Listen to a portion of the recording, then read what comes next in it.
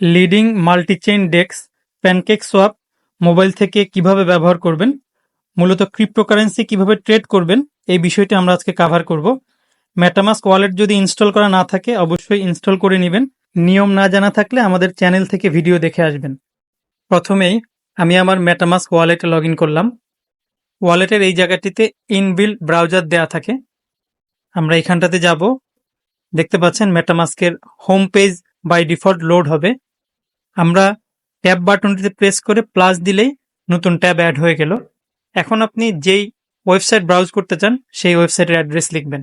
আমি প্যানকেক সোয়াপের অ্যাড্রেসটি লিখলাম, pancakeswap.finance। অ্যাড্রেসটি কিন্তু খুবই ভাইটাল। অ্যাড্রেসটা আপনি বিশ্বস্ত সোর্স থেকে কালেক্ট করতে হবে আপনাকে। আমি কোথা থেকে কালেক্ট করি আপনাদেরকে দেখিয়ে দিচ্ছি।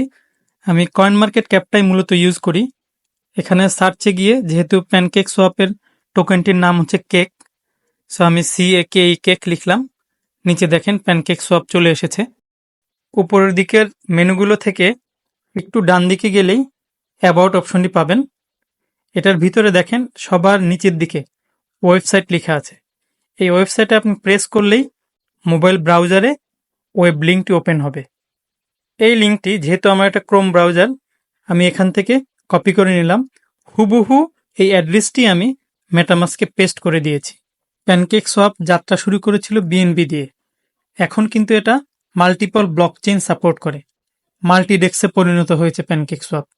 এই জায়গাটিতে প্রেস করলে সাপোর্টেড সকল নেটওয়ার্ক আপনি দেখতে পাবেন। আমরা যেহেতু আপাতত বিএনবিতেই সোয়াপটা দেখাবো আপনাদেরকে, নেটওয়ার্ক হিসাবে বিএনবিকে আমি সিলেক্ট করলাম। নেটওয়ার্ক সিলেক্ট করার পরে ডান পাশে যে কানেক্ট অপশনটি আছে, এই কানেক্ট অপশনটিতে প্রেস করলে দুইটা অপশন আপনারা দেখতে পারবেন। ইনজেক্টেড লেখা প্রথম অপশনটি আমরা সিলেক্ট করব। এর কাজ হচ্ছে আপনার যেই ওয়ালেটটি অ্যাক্টিভেট অবস্থায় আছে সেই ওয়ালেটটি প্যানকেক সোয়াপ নিয়ে নিবে।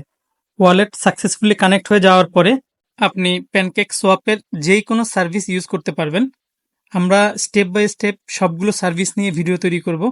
আপাতত আজকে শুধু সোয়াপ ফাংশনটা আমরা দেখাবো, যেটি ট্রেডের একটি সাব ফাংশন বলতে পারেন। বাই ডিফল্ট এই পেজটি আপনারা দেখতে পাবেন প্যানকেক লোড হলে। এখানে দুটি পেয়ার দেখাচ্ছে। উপরের প্রথম যে পেয়ারটি, এটা হচ্ছে আপনি ট্রেড করবেন, আর নিচের দ্বিতীয় পেয়ারটি হচ্ছে আপনি ট্রেডের রেজাল্ট হিসাবে পাবেন। তো প্রথমে আমাদের এখানে আছে বিএনবি। আপনি এই বাটনটিতে যদি প্রেস করেন আপনি পেয়ারটি চেঞ্জ করতে পারবেন, যেমন বিএনবির পরিবর্তে আপনি অন্য যে কোনো কারেন্সি নিতে পারেন। আপনি এখানে সার্চ দিয়ে লিখে নিতে পারবেন।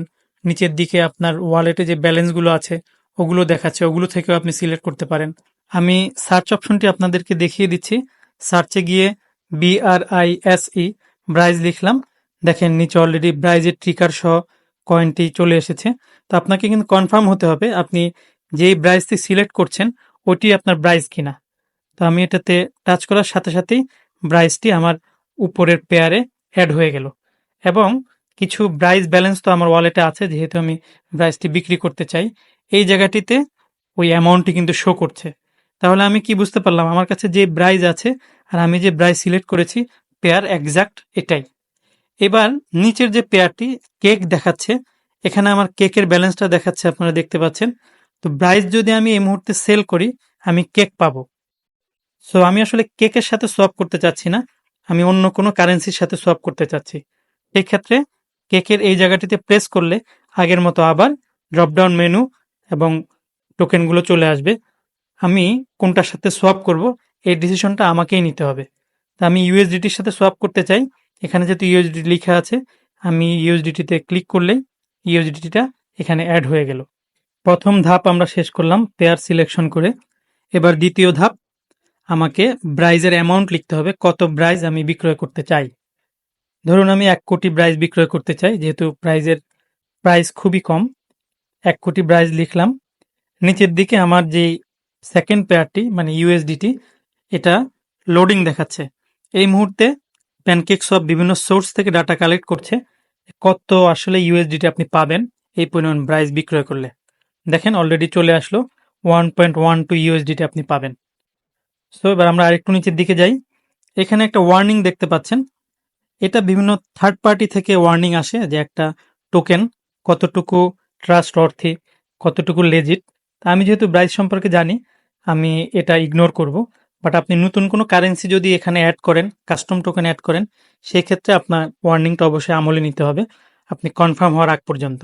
এটা এক ইউএসডিটিতে আপনি কতগুলো ব্রাইজ পাবেন সেটা দেখাচ্ছে। আর এই ফি যেটা 26,000 ব্রাইজ, এই ট্রানজাকশনটি জন্য এই ফিটা কাটবে। এখন আমরা সোয়াপে যদি প্রেস করি তাহলে দেখেন আর একটি ডিটেইল পেজ চলে আসলো। এখানে সবচেয়ে গুরুত্বপূর্ণ যে বিষয়টি স্লিপেজ, স্লিপেজ দেওয়া আছে 0.50%। মানে আপনি যে প্রাইস সিলেক্ট করেছেন তার থেকে প্লাস মাইনাস 0.5% পর্যন্ত ট্রানজাকশনটি ভ্যালিড থাকবে। দেখেন আরেকটা জিনিস আসলো, প্রাইস আপডেট। এটা যেহেতু লাইভ প্রাইস, প্রাইস কিন্তু সবসময় আপডেট হয়, তো আপনাকে অ্যাকসেপ্ট করে নিতে হবে। তো আমরা যেটা বলছিলাম স্লিপেজের বিষয়টি, এখানে দেখেন মিনিমাম রিসিভ বলতে একটা অ্যামাউন্ট দেওয়া আছে, অথচ আপনাকে এখানে যে প্রাইসটা দেখাচ্ছে 1.21 তার থেকে কিন্তু একটু কম। সো এই প্রাইস ফ্লাকচুয়েশনের বেশি হলে আপনার ট্রানজাকশন সাকসেসফুল হবে না। আপনি এক্সপার্ট হলে এখানে ঢুকে আপনি স্লিপেজ নিজের মতো করে চেঞ্জ করতে পারেন। তবে মোটা দাগে যেটা কথা, যে খুব বেশি প্রাইস ওঠানামা করে এরকম অ্যাসেটের ক্ষেত্রে আপনার স্লিপেজ অনেক বেশি দিতে হয়, আর যেগুলো স্টেবল সেক্ষেত্রে স্লিপেজ কম দিতে হয়। স্লিপেজ 0.50 রেখেই আমি কনফার্ম সোয়াপে প্রেস করলাম।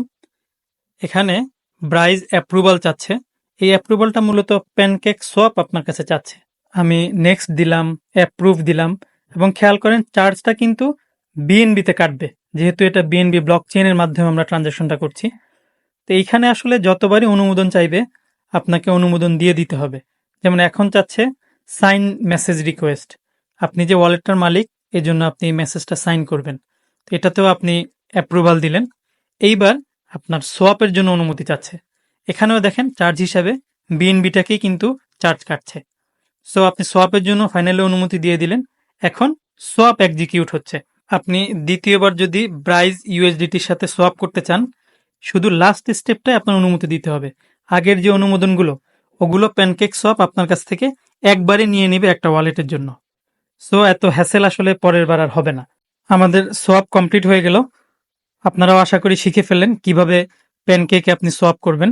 তো ভিডিওটি ভালো লাগলে আমাদের চ্যানেলটি অবশ্যই সাবস্ক্রাইব করবেন।